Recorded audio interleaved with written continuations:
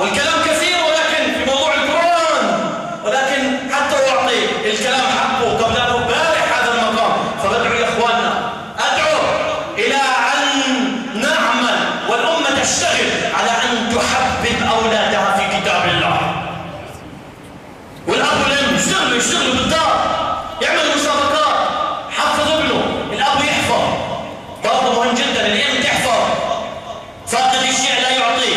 كيف الأم بدها تأثر على بناء والأب بده يأثر على ابنه وهو مش حافظ كتاب الله؟ صليش كيف؟ حتى الصلاة صليش. فمشان هيك يا إخواننا الأصل في الولد في الأب أن يكون قدوي هو زوجة الولد. اثنين، كيف نقضي العطلة الصيفية؟ ماذا نفعل لأولادنا؟ ما هو البرنامج؟ أيها الإخوة، لازم أولادنا كذلك نعودهم المسؤولية، نعودهم المسؤولية. في مشكلة عندنا في داخل بيوتنا يا إخواننا، أولادنا لازم، عشان هيك في فراغ عندهم. في كثير ناس بحملوش أولادهم مسؤولية. إذا الولد جاب صينية القهوة على الغرفة للضيوف بصير يصيح عليهم. ليش عملها؟ إذا أمي ما حملت أولادها مسؤولية صينية قهوة يجيبها للضيوف، والولد صار عمره 11-12 سنة وأبوه خايف عليه لدرجة بحملوش مش خوف، هذا مش معتمد عليه. حتى كلمة خوف بحذفها، حذفوها، آسف إني قلتها. لا، مش محمله مسؤولية، مش بيرجع عليه. فعشان هيك يا اخواننا احنا الشعب بكاء. بقول لك الولد علماء التربيه الاسلاميين لما يندم لا يعيط، ما تكلموش، خليه يوقف في حاله. عشان هيك احنا امي كل حياتها وهي تعيط في مجلس الامن، في هيئه الامن.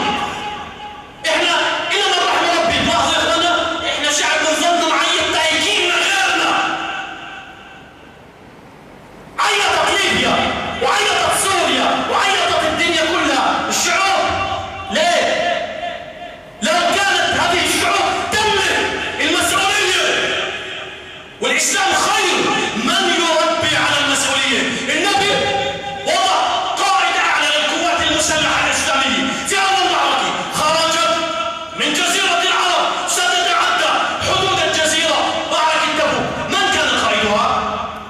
مش عرف قائدي وحبيبي ونور عيني وشفاء قلبي وضياء روحي نبي محمد ونبينا كلنا صلى الله عليه وسلم. انه رجل اتقن فن تربيه الامه. من وضع ولد عمره 15 سنه اسمه اسامه بن زيد، وضعه قائد اعلى للجيوش الاسلاميه. ليه؟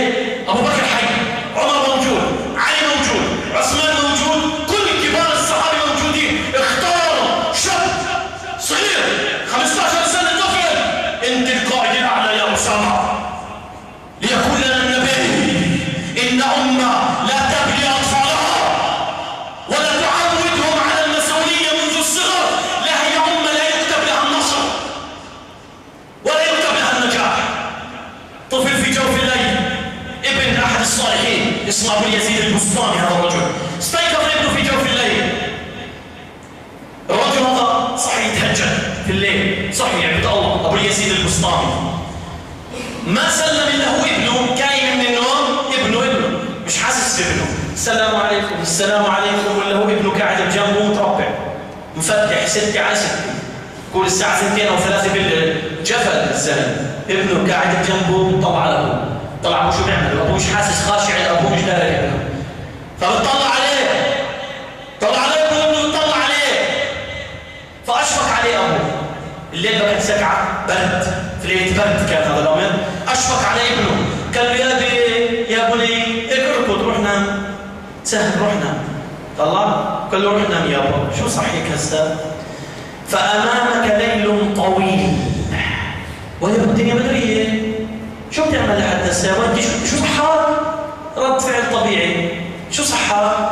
فقال له الولد ابنه طلع يا اخوانا، شوف اطفال الامه كيف كانوا، شوف كيف تحمل المسؤوليه. قال له يابا يا ابي ما بالك انت قد كنت تطلب مني انام؟ ليش انت صاحي؟ شوف السؤال اللي بجنن، شوف الولد، شوف الخلق، شوف التعامل الاسري كيف كان زمان. قال له فما بالك انت قد كنت؟ فقال جاوب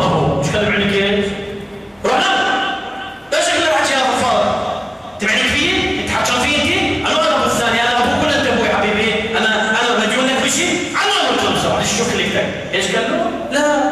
ايش جاوبه؟ شوف شو جاوبه. قال له يا بني قد طلب مني ربي ان اقوم له. قال له انا لازم اقوم، الله كان يقوم، لازم اتهجر. فقال الغلام يا ابي لقد حفظت فيما انزل الله في كتابه. قال له يا ابو في ايه بعد مش نسيها. يا حبيبي يا حبيبي يا طفل المسلم، يا طفل المسلم.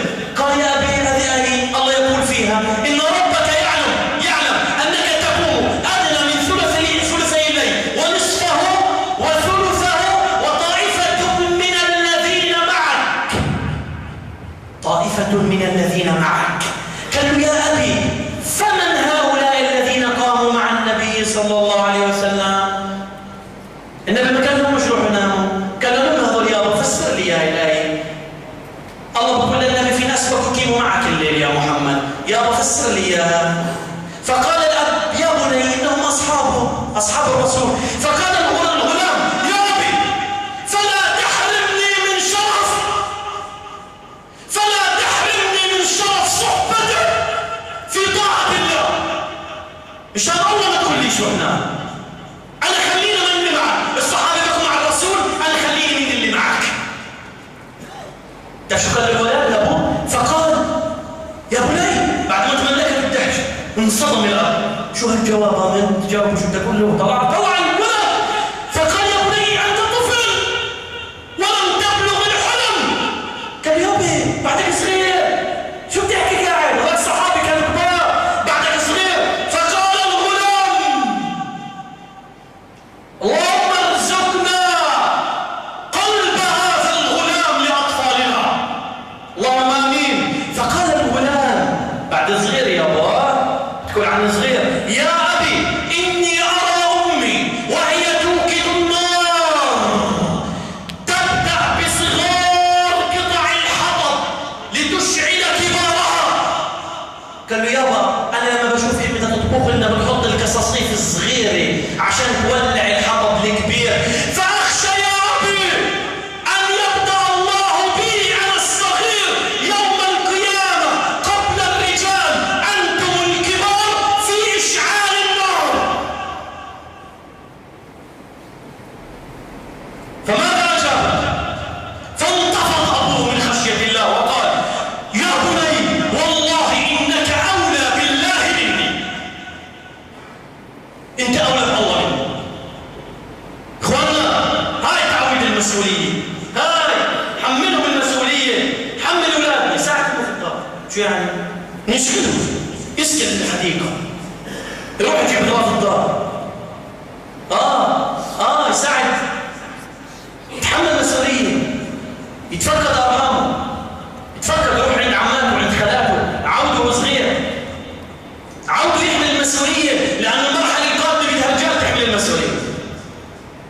رجال تحمل المسؤوليه، مرحله اللي بصير في العالم كله.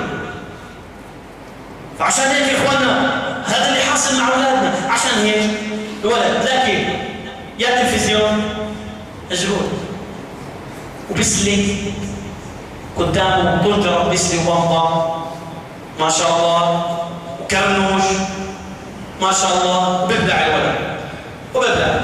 والولد بيطلع على التلفزيون حاليا يا اخواننا وبيستهلك قاعد اثنين. شو اللي بربيه قاعد؟ قيام الليل، تهجد. شو اللي بربيه قاعد؟ موقف ابو اليزيد البسطامي مع ابنه اللي بربيه قاعد. ايش اللي قاعد بربيه؟ ايش اللي قاعد بربيه؟ MBS E3 تتربي فيه قاعد. اخوانا وبيطلع وما برجع، بيطلع وما برجع. فمشان هيك اطالب يا اخوانا ان نحمل اولادنا المسؤوليه، حمل المسؤوليه لاولادنا. طبعا مش المسؤوليه قبل ان اختم يا اخوانا، طبعا اكيد مش المسؤوليه نور له المفاتيح يطلع بالسياره بدون رخصه ويقتل 5 بني ادمين. في الاسلام يحاولوا هذا يوم شعب، في عندنا ناس لما تقول كش بيصير يجرها، ولما تجحلها بتلقعها. فبقول لابنه كان ابنه 11 12 سنه فخور بابنه، لما بينزل على الدعاسه الولد هنا فيش تناسب، في تناسب عكسي، فيش طرد بين الدعاسه والسبرينج. فبينزل على الدعاسه راسه بيرفع راسه فيش دعس، فشو يعمل الولد يا إخواننا؟ إيش يعمل؟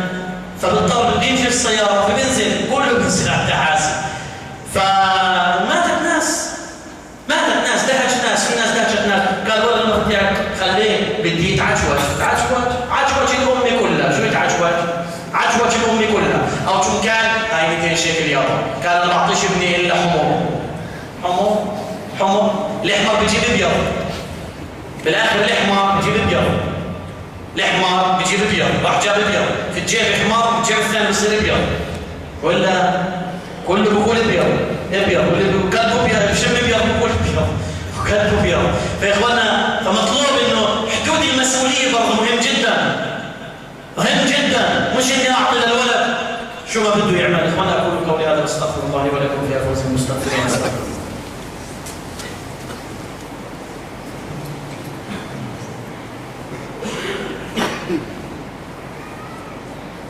الحمد لله حمدا كثيرا كما امر والصلاه والسلام على النبي المعتبر. اخواننا الكرام، ومن منطلق الامان باذن الله عز وجل بعد الصلاه اخوانا سيوزع عليكم مناشير من مسجد النور اخواننا، حتى في ظل العصف الاوجاع من العنف اللي تضرب وسطنا العربي الاسلامي تحديدا، والاحصائيات الاخيره انه الكذب في الوسط العربي صار شيء عجيب، العنف استشرى. وانا اقول لابد ان نجد لاولادنا ملاذا امنا. لما في صفارة انذار وين الناس بتقول يا اخي وقت الخوف وين بفوت الناس على ملاجئ المحكمة. اذا لازم ندور في صفارات انذار من الاخلاق الشرسة والانحرافات. عشان هيك اعظم ملاذ امن بيت الله. اعظم ملاذ امن لاولادنا بيت الله. عشان هيك مسجد النور قرر ان يدخل في خضم تربية الاولاد وان يواكب مسيرة الاولاد بشكل عملي مش بشكل بس على المنبر حكي. عشان هيك يا اخوانا في مخيم اسمه اشبال المسجد، ستأخذون مناشير بعد الصلاة إن شاء الله يا إخواننا في مسجد النور. أسبوع مش هذا اللي بعده إن شاء الله، يبدأ يوم أحد، ليس هذا اللي بعده إن شاء الله إخواننا بإذن الله. طبعا هذا المخيم بيميزه إنه المخيم الوحيد الذي يكون في أجواء مسجد، وفي حدائق المسجد. للي بيحبوا العشب وبيحبوا الحدائق وبقوا مبسوطين لها أجا دورها، وللي ما حبوش هذا الموضوع برضه من كلهم أجا دورها. فحي الله باللي حب واللي ما حب. فيا اخواننا الكرام نسجل اولادنا طبعا تسجيل رسمي، في رقم تليفون اتصلوا عليه يا اخواننا. الولد سيعيش في بيئه صحيه. اللي بده يبنه بده ينقذ ابنه. انا بنصح نصيحه ملحه يدخلوا هذا المخيم. في هناك ان شاء الله باذن الله يا اخواننا برنامج للاخلاق والاداب الاسلاميه. يصير ناس بتعاني انه ابنه بعرفش، امه بتعاني ابنها ضل يصيح عليها وسب عليها ورحم عليها، والاب نفس الشيء مش عارف دبر الحال مع ابنه. بدنا نجيبه على الجانب. سيكون ان شاء الله يا اخوانا برنامج لتكوين الاخلاق، برنامج لحب الحفظ، سيكون برنامج عندنا يا اخوانا في مسجد النور عن ترفيه. سيكون هناك العاب منفوخه على الحديقه ان شاء الله، بس نحضر بركه الاولاد. احنا نجيب لهم كل شيء في المسجد، لازم نعلق اولادنا في المسجد، لازم نفهمهم المسجد مش بس للصلاه. المسجد يوم من الايام تخرجت منه كل الناس اللي فتحوا الدنيا. ثم سندربهم على اكتشاف مواهبهم، سيشمل ذلك اكتشاف الخطيب الصغير. نعم احنا زينا عن الدنيا مدشين المنبر وطالعين واللي بعده. فنريد لجيل ان يرث هذا المقام، لجيل من اجيالنا اولادنا بنات عندهم مواهب. سيشمل ذلك تدريب عملي على المنبر اثناء المخيم الخطبه الخطيب الصغير، القارئ الصغير، صوت الملائكه في قراءه القران. اولاد صوتهم بالجنه ما حدا نكتشفهم. المخترع الصغير سنكتشفه. الكاتب الصغير، في ناس عندها قدوه ابداعيه سنكتشفه.